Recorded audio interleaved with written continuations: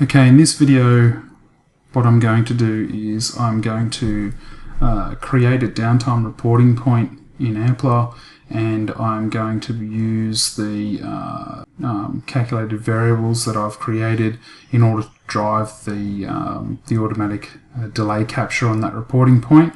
And I'll also try set up some slow running or reduced rate delay capture as well, using my feed rate value or my tag as well. Okay, so these tags in the system have been calculating for a little while now, and you'll see that the values are starting to appear in here. So if I zoom in on my newly created tags, what you can see is that it's starting to create some of these simulated values that the system will be able to use when I create the point in a moment. Okay, so they're set up in my system configuration.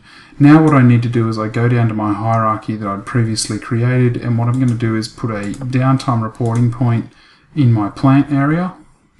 So you can see I'm just going to select downtime reporting point, and I'll just reduce that size of that name. Okay, so this is now here is a Ampla downtime reporting point ready to be configured in the hierarchy. So I'm just going to save that config. So anything that's blue in here is config that has changes within it that's not saved. Okay, so it's now saved, and you can see that when I create that point, it has quite a few settings on the point itself, which I won't go through in detail in this video, but the main settings to pay attention to in here are the start and stop delays, which is what will dictate the time it takes before an expression must be true or false for the reporting point to react and create a record, and also these sample streams in here. This shows us what the actual reporting point is doing in terms of evaluating the capture conditions that are being put into it, and in particular this downtime state indexes, and we'll come back and have a look at that in more detail later. So the first thing I'm going to do here is create a capture condition, and I'm going to call it stopped, because that's what essentially I want it to detect when that plant is stopped. Okay, so I've created the condition, and then I can come up and set my expression.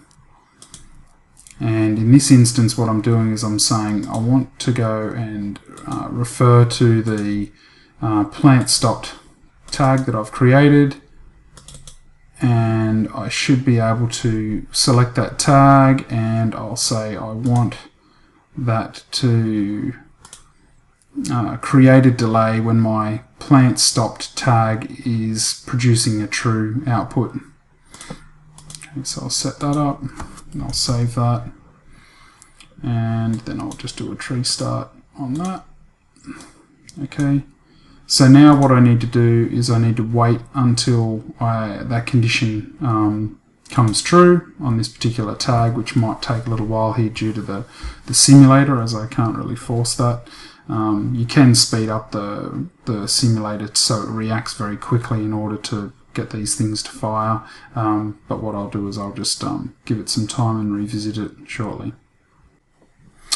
Okay, so now that there's been a little bit of time passed since connecting this new downtime reporting point to the plant stopped calculated variable, what we can see when we select the actual downtime point is normally to debug this or validate that we've configured this properly. The first thing we're going to do is look at the actual capture condition, and we're going to look at these expression results and see if that expression has produced the true results that we're after.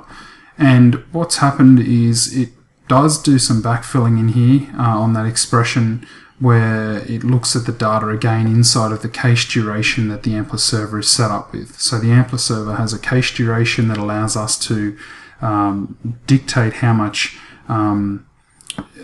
tag data it will acknowledge in these streams when it evaluates things, and again we can talk about that in a different video.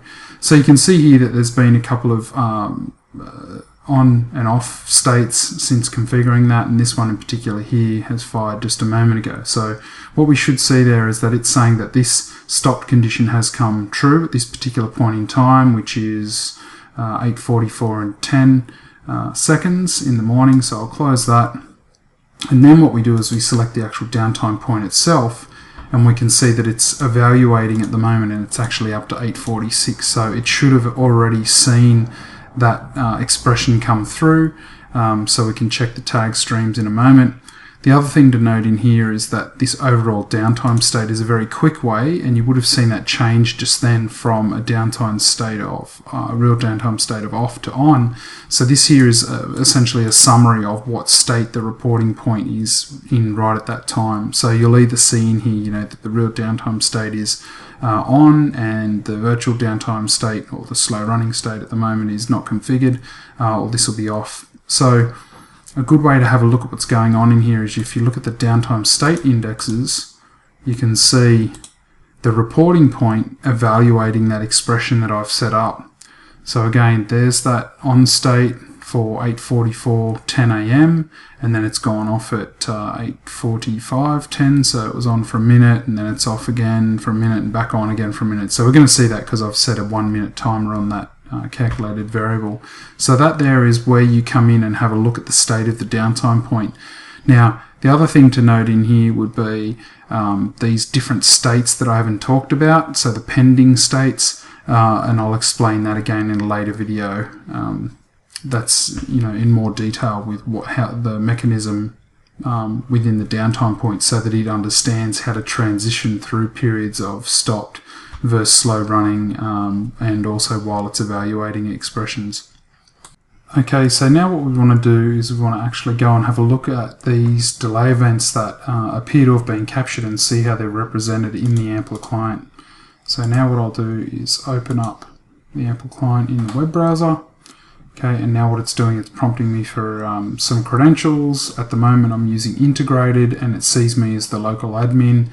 Being the local admin in Ampla, you don't need to specify any credentials, and we can log in as the client loads.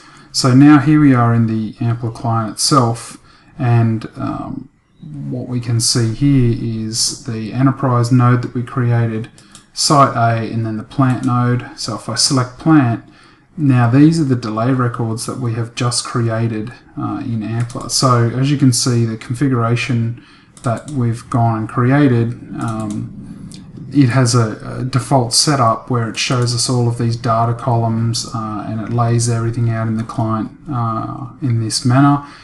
We can change that and we'll look at that in a later video. So just to begin with though, what it's done is it's showing me the event records that have been created to date. It's showing the latest records at the top, and what we have here is that's that 8:44:10 a.m. record that we noted should have been created before with that logic. And you can see at the moment, again, because of my rounded 1 minute timer, I'm getting these 1 minute durations on these delays that are coming in. So straight away, sort of out of the box, I suppose, with very minimal config, if you were to hook up a downtime reporting point to a tag indicating that a machine was running or stopped, you've actually got some very accurate, powerful data capture as is. So, and the reason that I say that is if I turn on, say, a Gantt chart, over time you can see that if I have multiple machines that are being monitored for downtime, I would have Gantt charts that would display the relationship between when those machines are running or stopped with very minimal config. So as you can see in the previous videos, it's taken me mere minutes to get a downtime point set up and get it capturing data. Okay, so those delays will continue to come into the Ampla client as they're generated.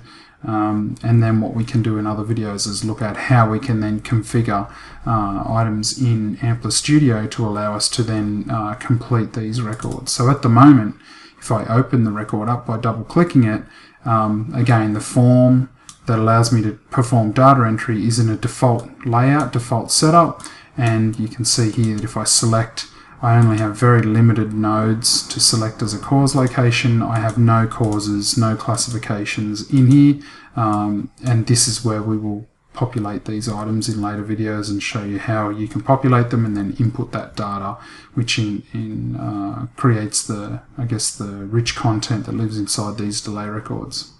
So that's all for this video. Thanks for watching.